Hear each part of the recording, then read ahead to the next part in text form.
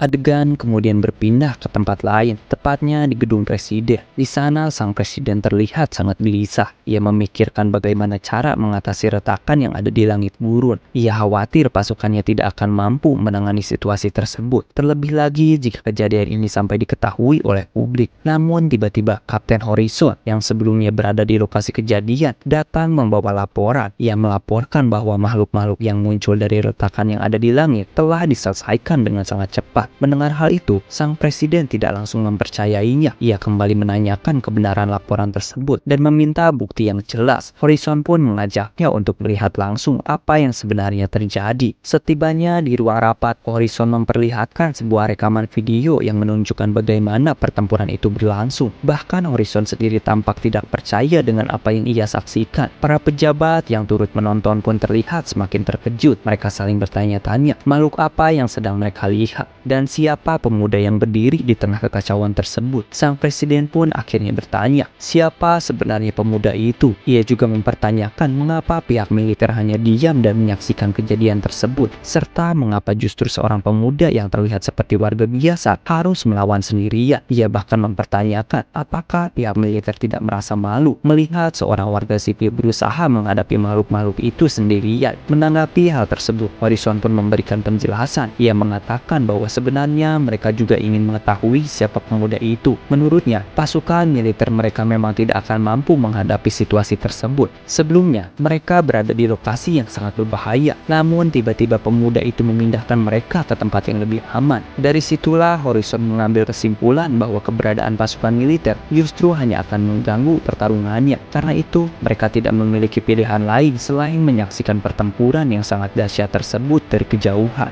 Adegan kemudian berpindah kembali ke pertempuran yang sebelumnya disaksikan oleh Horizon. Di sana, Tusk mulai melantunkan sebuah mantra, lalu melepaskan serangan api yang sangat dahsyat ke arah para Titan. Meskipun tubuh para Titan terlihat kokoh dan keras seperti batu, serangan Tusk berhasil membelah pasukan mereka menjadi dua bagian. Setelah itu, para prajurit bayangan pun langsung bergerak dan mulai menyerangnya. Hal yang sama juga dilakukan oleh Sung Jinwoo. Para semut bayangan menghentikan pergerakan para Titan, sementara Sung Jinwoo menebas mereka satu persatu. Di momen ini, Mimin cukup terkejut. Gerakan Sung Jinwoo terlihat begitu bebas. Ia seperti menari di tengah pertempuran, menggunakan seluruh senjatanya dengan sangat efektif. Setelah beberapa Titan berhasil dikalahkan, Sung Jinwoo mengeluarkan banyak pedang sekaligus dan melancarkan serangan besar ke arah mereka. Sebagian Titan yang terkena serangan tersebut langsung berhasil dikalahkan. Sung Jinwoo kemudian mengarahkan serangan pedangnya ke pemimpin para Titan. Namun sayangnya, serangan itu berhasil ditahan. Pemimpin para Titan lalu berkata, apakah Sung Jinwoo benar-benar mengira serangan seperti itu cukup untuk mengalahkannya? Dengan cepat, Sung Jinwoo melompat dan mengumpulkan sejumlah energi di lengannya. Dan disinilah kita kembali diperlihatkan kekuatan baru Sung Jinwoo. Tangan Sung Jinwoo seketika berubah menjadi tangan bayangan berbentuk naga raksasa. Ia pun menghantam pemimpin para Titan dengan serangan yang sangat dahsyat. Kali ini serangan tersebut berhasil mengenainya. Namun, pemimpin para Titan justru mengubah bentuk tubuhnya menjadi lebih ramping. Ia lalu berkata bahwa ia tidak menyangka ada manusia sekuat itu di dunia yang kecil ini. Namun menurutnya, Sung Jinwoo masih tertinggal jauh dari mereka. Ia menjelaskan bahwa jika Sung Jinwoo membesarkan sebagian tubuhnya untuk memperkuat serangan, maka mereka justru melakukan kebalikannya, yaitu mengecilkan tubuh untuk meningkatkan kekuatan dan pertahanan. Ia juga mengatakan bahwa Sung Jinwoo tidak akan mampu melakukan hal yang sama karena pasukannya adalah pasukan terkuat yang mampu berevolusi hingga ke wujud tersebut. Ia bahkan mulai mengatakan bahwa jika Sung Jinwoo mohon ampun sekarang,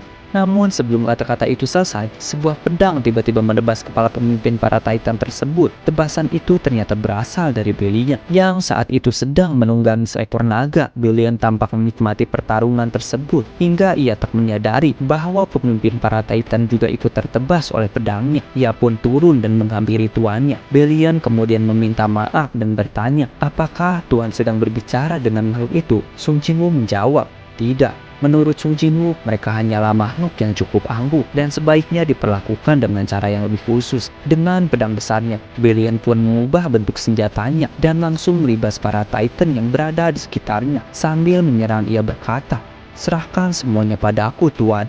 Kembali ke ruang rapat, sang presiden terus mempertanyakan identitas orang tersebut. Ia seakan tidak percaya bahwa satu orang saja mampu mengalahkan begitu banyak pasukan kuat, seolah-olah mereka hanyalah serangga kecil. Ia juga sulit menerima kenyataan bahwa sesuatu yang biasanya hanya bisa dilihat di film-film, kini benar-benar terjadi di dunia nyata, tepat di depan matanya. Di tengah kebingungan itu, David Brennan yang sebelumnya menjabat sebagai ketua Asosiasi Hunter Amerika dan kini menjadi seorang pejabat, akhirnya angkat bicara. Ia mengatakan bahwa jika menggunakan logika biasa, kejadian tersebut memang sangat jauh dari pemikiran manusia, bahkan terasa mustahil. Karena itu, David justru merekomendasikan agar mereka mencari orang tersebut dengan cara yang juga berada di luar logika. Mendengar saran itu, sang presiden langsung terkejut karena sama sekali tidak pernah terlintas di benaknya. Orang yang dimaksud oleh David adalah Nona Selner, seseorang yang dikenal memiliki kemampuan untuk meramalkan beberapa kejadian. Nona Selner juga merupakan salah satu sosok yang paling diandalkan dalam pemerintahan. Setiap kali mereka merasa bingung dan kehabisan cara, mereka selalu meminta petunjuk kepada Nona Selner. Adegan kemudian berpindah ke sebuah lapangan olahraga. Di sana kita melihat Sung Jinwoo yang telah menyelesaikan pertempuran melawan para Titan, kini kembali ke sekolahnya untuk mengikuti kompetisi penyisihan. Namun pada saat itu, Sung Jinwoo dibuat terkejut ketika melihat seseorang. Orang tersebut ternyata adalah Iron yang dulu pernah menjadi prajurit bayangannya dan bertempur bersamanya di medan perang. Kini Iron terlihat sangat percaya diri dengan tubuh kekarnya. Pelatih Iron kemudian berkata kepada Kapten Choi bahwa sepertinya klub olahraga mereka kekurangan orang hebat sampai harus mengirim siswa baru untuk ikut dalam kompetisi. Menurutnya, hal itu terasa lucu. Kapten Choi menjawab, apakah ia benar-benar yakin dengan ucapannya, padahal ia belum pernah melihat kemampuan Sung Jinwoo. Pelatih Iron kembali berkata bahwa sepertinya Kapten Choi terlalu banyak berlatih, namun bukan melatih anak didiknya, melainkan melatih kemampuan bercandanya. Ia lalu menambahkan bahwa timnya juga kedatangan anggota baru dengan kemampuan yang sangat hebat dan ia yakin anak didik Kapten Choi tidak akan mampu menandinginya. Ia pun meminta Iron untuk segera memberi salam kepada lawannya. Mendengar hal itu, Iron justru merasa tidak tenang. Ada perasaan aneh yang muncul dalam dirinya. Ia merasa terintimidasi hanya dengan menatap Sung Jinwoo. Iron berkali-kali mencoba menguatkan dirinya sendiri, namun rasa itu tidak kunjung hilang. Tiba-tiba ia berteriak bahwa hal itu tidak mungkin. Melihat reaksinya, sang kapten merasa heran dan bertanya, apakah Iron baik-baik saja? Iron pun menjawab bahwa dirinya baik-baik saja. Untuk menyingkirkan rasa tertekannya, Iron kemudian menghampiri Sung Jinwoo. Ia berkata dengan nada menantang, menanyakan alasan Sung Jinwoo terus menatapnya dan mengajaknya untuk ikut jika memang ingin bermain-main dengannya. Melihat situasi tersebut, tim klub olahraga dan Kapten Choi bersorak karena kompetisi belum dimulai dan keduanya terlihat akan saling beradu pukulan. Kapten Choi kembali mengingatkan Sung Jinwoo agar tidak melakukan hal yang berlebihan karena ia tidak ingin ada yang terluka sebelum pertandingan dimulai. Sung Jinwoo hanya memasang wajah heran dan mengatakan agar Kapten Choi tidak mengkhawatirkan hal tersebut karena tidak akan terjadi apa-apa. Beberapa anggota klub bahkan berujar agar memastikan Iron bisa kembali berjalan sendiri. Setelah itu, Sung Jinwoo dan Iron berpindah ke tempat yang lebih sepi. Di sana, Iron bertanya dengan emosi, apa maksudmu menatapku seperti itu? Di sisi lain, para Shadow yang dulu pernah bertempur bersama Iron tampak sangat senang. Mereka menyambutnya dengan gembira, mengatakan bahwa akhirnya Iron kembali dan betapa mereka merindukannya. Belian yang melihat sikap Iron terhadap tuannya berkata bahwa jika diizinkan, ia ingin mengajarinya agar tidak lagi bersikap seperti itu. Namun secara tiba-tiba, Iron justru menangis. Ia kebingungan dengan apa yang sedang terjadi pada dirinya. Ia lalu melepaskan Sung Jinwoo, lalu berlutut di hadapannya. Dengan suara gemetar, ia bertanya mengapa dirinya menjadi seperti ini. Melihat hal itu, Sung Jinwoo berniat untuk pergi. Di dalam hatinya, ia berkata bahwa Iron sekarang bukan lagi seorang Shadow, melainkan seorang manusia, dan sepertinya mereka tidak perlu berinteraksi lebih jauh.